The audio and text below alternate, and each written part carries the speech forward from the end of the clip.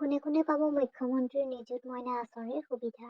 এই আঁচনিৰ জৰিয়তে মহাবিদ্যালয় আৰু বিশ্ববিদ্যালয়ত উচ্চ শিক্ষা গ্ৰহণ কৰি থকা ছাত্ৰ-ছাত্ৰীসকলে প্ৰতিমাহে ৰাজ্য চৰকাৰৰ পৰা লাভ কৰিব এক নিৰ্দিষ্ট পৰিমাণৰ ধন।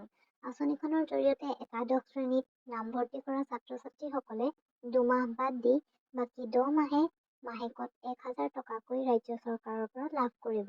তেওঁলোকে দ্বাদশ শ্ৰেণী উত্তীৰ্ণ নোহোৱা পৰ্যন্ত প্ৰতি মাহৰ ১১ তাৰিখে এই ধন লাভ কৰিব। সেইদৰে স্নাতক মহলাত নামভৰ্তি কৰা ছাত্ৰ-ছাত্ৰীসকলে প্ৰতি মাহে ১,২৫০ টকাকৈ লাভ কৰিব। আনহাতে স্নাতকোত্তৰ মহলাত আৰু বি.এডত নামভৰ্তি কৰা ছাত্ৰ-ছাত্ৰীসকলে প্ৰতি মাহে লাভ কৰিব ২৫০০ টকাকৈ। এই সুবিধা ভেঞ্চাৰ আৰু জুনিয়ৰ কলেজত অধ্যয়ন কৰি থকা ছাত্ৰ-ছাত্ৰীসকলেও লাভ কৰিব। জুন আৰু জুলাই মাহক বাদ দি বাকী ১০ মাহত প্ৰতি মাহে ছাত্ৰ-ছাত্ৰীসকলে নিজৰ একাউণ্টত এই ধন লাভ কৰিব।